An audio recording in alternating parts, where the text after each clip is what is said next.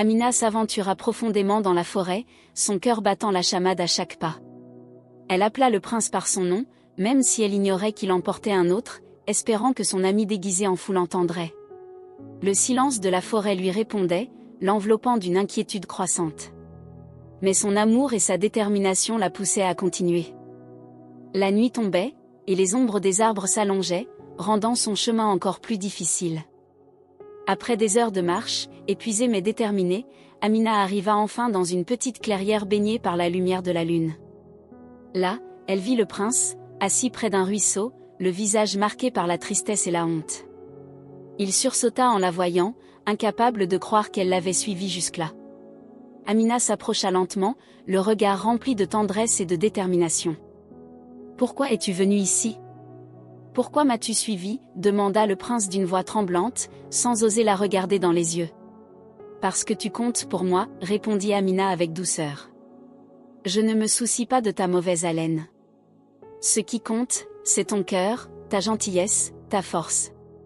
Je t'aime pour ce que tu es, et je ne veux pas te perdre. » Le prince leva les yeux, ému par les paroles sincères d'Amina. Ses yeux brillaient de larmes, un mélange de soulagement et de bonheur. Il se leva et s'approcha d'elle, prenant ses mains dans les siennes.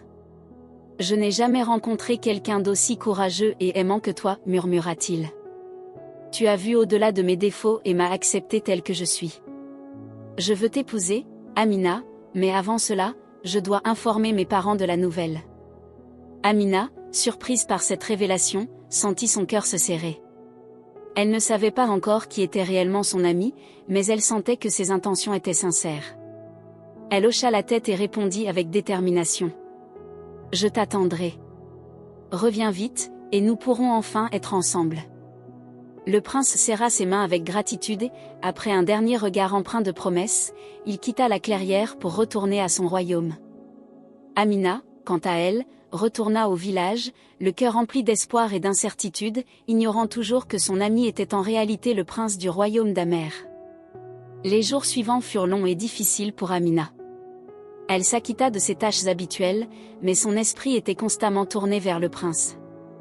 Les villageois remarquèrent son changement d'attitude, et bien que certains murmurassent des spéculations, personne ne comprenait vraiment ce qu'elle traversait.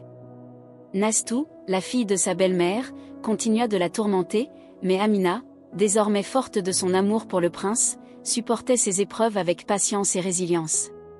Chaque soir, Amina regardait le ciel étoilé, se demandant quand son bien-aimé reviendrait. Elle se rappelait ses paroles et la promesse qu'il s'était faite. Malgré l'incertitude, elle savait au fond de son cœur que leur amour était assez fort pour surmonter toutes les épreuves. Les jours se transformèrent en semaines, et chaque coucher de soleil apportait son lot d'espoir et d'appréhension pour Amina. Elle attendait patiemment, convaincue que son bien-aimé reviendrait. Chaque jour, elle se rendait près de la forêt, espérant apercevoir la silhouette familière du prince déguisé en fou. Pendant ce temps, le village continuait de vivre son quotidien, ignorant le drame qui se jouait dans le cœur de la jeune orpheline. Un matin, alors qu'Amina puisait de l'eau au puits, elle entendit des chuchotements excités parmi les villageois. Curieuse, elle tendit l'oreille et apprit qu'un grand cortège royal approchait du village. Les cœurs des jeunes femmes du village battirent plus fort à cette nouvelle, y compris celui de Nastou, la fille de la belle-mère d'Amina, qui espérait attirer l'attention du prince.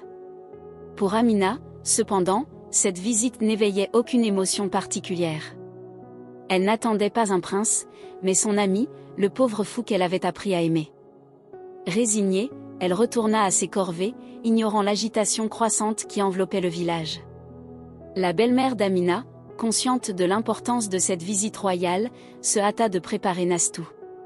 Elle l'habilla de ses plus beaux atours, espérant que sa fille attirerait le regard du prince. Ignorant le véritable lien entre Amina et le prince, elle la relégua au grenier, souhaitant présenter Nastou comme la seule fille de la maison. Le cortège royal arriva enfin au village, et les villageois se rassemblèrent en masse pour accueillir le roi, la reine et le prince.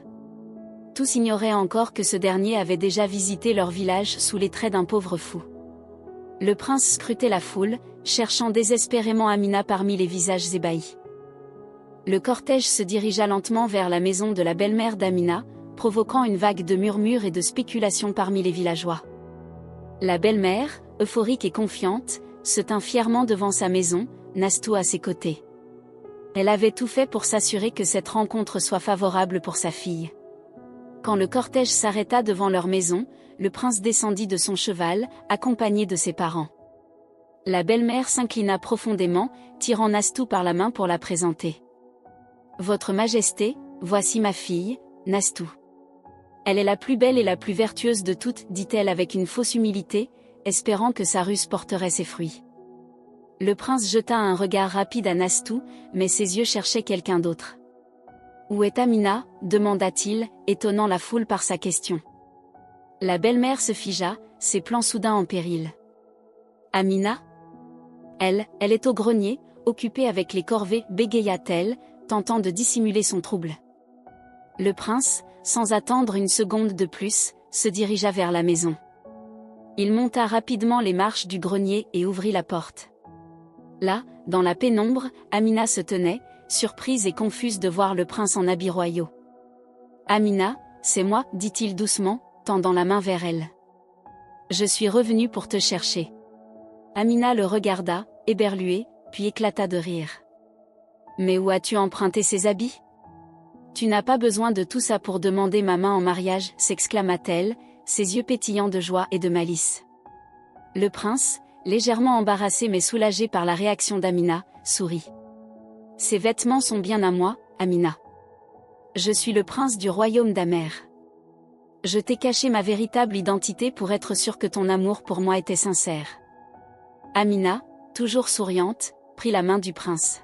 « Peu importe que tu sois prince ou fou, c'est toi que j'aime. Mais je suppose que cela explique pourquoi tu n'as jamais parlé de ta mauvaise haleine. » Le prince rougit légèrement, conscient de ce secret révélé. « Tu as raison. J'avais peur que cela te repousse. Mais maintenant, je sais que notre amour peut surmonter tous les obstacles. » Les deux descendirent ensemble pour faire face aux villageois et à la famille d'Amina. Le roi et la reine, témoins de cette scène émotive, s'avancèrent. « Nous avons entendu parler de la bonté et du courage d'Amina, déclara le roi. Nous donnons notre bénédiction à cette union. » Les villageois, stupéfaits par cette tournure des événements, observaient la scène avec des yeux écarquillés. Nastou et sa mère, déconfites, ne pouvaient que se tenir là, incapables de croire ce qu'elles voyaient. Leurs espoirs de grandeur s'évanouirent en un instant. Le prince se tourna vers Amina, ses yeux remplis de promesses. « Amina, tu as attendu patiemment, et tu m'as montré ce qu'est l'amour véritable. Je te demande aujourd'hui de devenir ma femme et de partager ma vie. » Amina, les larmes aux yeux, hocha la tête. « Oui, je le veux, » murmura-t-elle, sa voix brisée par l'émotion. Le prince la prit alors dans ses bras, scellant leur promesse par un baiser devant tout le village.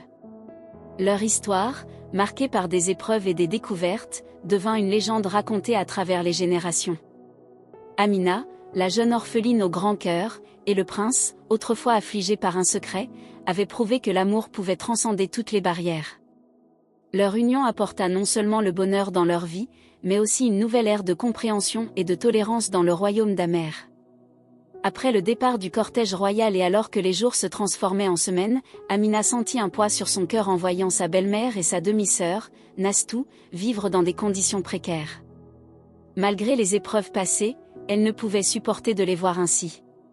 C'est alors qu'elle prit une décision qui étonna même ses proches. Elle proposa à sa belle-mère et à Nastou de venir vivre avec elle au palais. Cette proposition, empreinte de générosité et de compassion, témoignait de la grandeur d'âme d'Amina. Bien que surprise par cette offre, sa belle-mère et Nastou acceptèrent à contre-séhur, craignant peut-être de perdre leur influence sur la jeune princesse. Pourtant, malgré leur nouvelle demeure luxueuse, elles ne cessèrent de comploter dans l'ombre, cherchant toujours à nuire au bonheur d'Amina. Malgré les obstacles et les trahisons, Amina restait déterminée à trouver un moyen de réconcilier sa famille élargie. Son cœur débordait d'amour et de compassion, et elle espérait ardemment pouvoir offrir à sa belle-mère et à sa demi-sœur la chance d'une nouvelle vie empreinte de paix et d'harmonie. Les mois passèrent, et malgré les tentatives sournoises de sa belle-mère et de Nastou pour semer le trouble, Amina resta fidèle à ses valeurs d'amour et de générosité. Elle s'efforça chaque jour de créer un environnement de bienveillance et de compréhension au sein du palais, espérant que ses actes inspireraient ceux qui l'entouraient. Alors que la belle-mère et Nastou se retrouvaient à un carrefour de leur vie, leur désir de nuire à Amina les conduisit à prendre une décision désespérée. Elles décidèrent de se rendre à la rencontre de la plus grande sorcière de la région, espérant obtenir un moyen de rendre Amina folle et de la chasser du palais.